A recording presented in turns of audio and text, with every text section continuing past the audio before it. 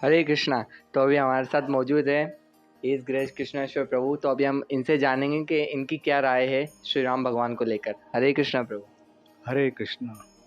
ओम अज्ञानतिमिरन्दस्य ज्ञानाञ्जनशलाकया चक्षुरुन्मिलितं येन तस्मै श्री गुरुवे नमः। आज जैसे आप सबको पता है कि रामनवमी यानी राम भगवान का प्रगट दिवस और जन्म उत्सव बनाया जा रहा है पूरे जगत के अंदर।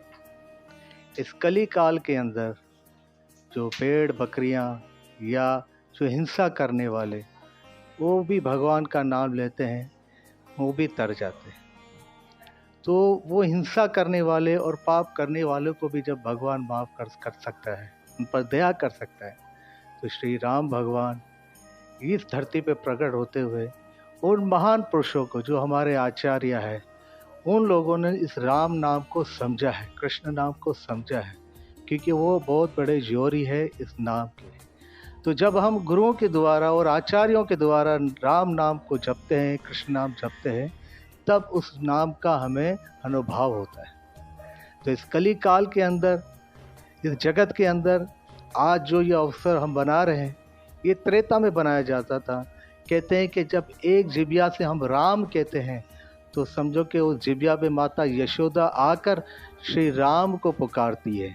तो हमारी जिबिया में श्री राम के द्वारा यशोदा माता पुकारती है, और हमारी जिबिया में कितनी बार भी हम राम बोलें उतनी बार हमें भगवान पवित्र करते हैं। तो भगवान इस धरती में आए इस कली काल के अंदर। त्रेता में तो आए, लेकिन कली काल तक ये राम नाम, भगवान का नाम कभी ख़त्म नहीं होता, क्योंकि भगवान के नाम में और भगवान में कोई अंतर नहीं है।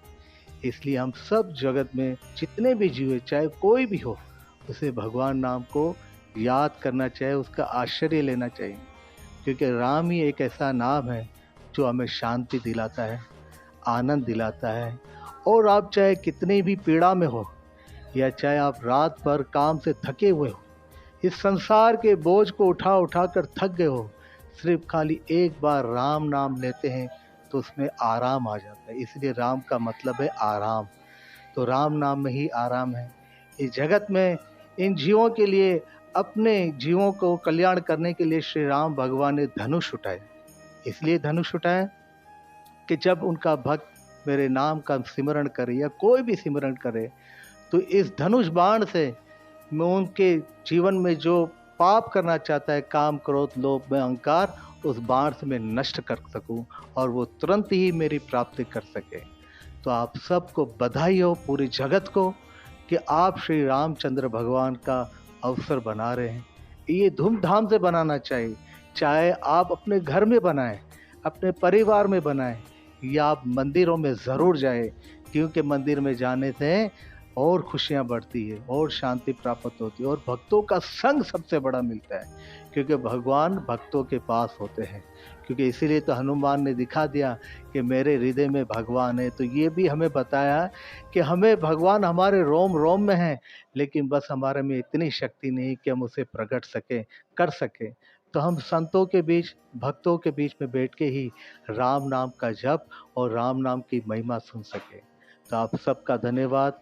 और इस चैलेंज को गौर निताई सर्वेंट जो चैनल है, आप इनको लाइक कीजिए, सब्सक्राइब कीजिए और इसे और ढेर सारा प्यार दीजिए। मैं आप सबसे कामना करता हूं। और इसी चैनल में धर्म की सारी चीज़ें जो भी है आपके पास है, इनको शेयर कीजिए। ये हमारे भक्त आपके पास आएंगे, शेयर करेंगे। और एक बार फिर मैं वैष्णव के नाते और सब वैष्णव पद गुरुजन, महात्मा जन, माता पिता, सब बहन भाई और जगत के जितने भी निवासी हैं, उन सबको राम की बधाई हो। देखो कितनी अच्छी बात है कि राम भगवान का जो प्रगट दिवस है वो सूर्य में हुआ और कृष्ण का जन्म रात्रि में हुआ। और इस राम के नाम आने से पहले इस चैत्र मास के अंदर देवी का प्रकट हुआ। और देवी को जब पता कि मेरे प्रभु आने वाले हैं, तो इस 9 दिन की 9 प्रकार की भक्ति सबके दिलों में प्रकट करके जय जयकार माता रानी करे, क्योंकि मेरे प्रभु इस जगत में आने वाले हैं।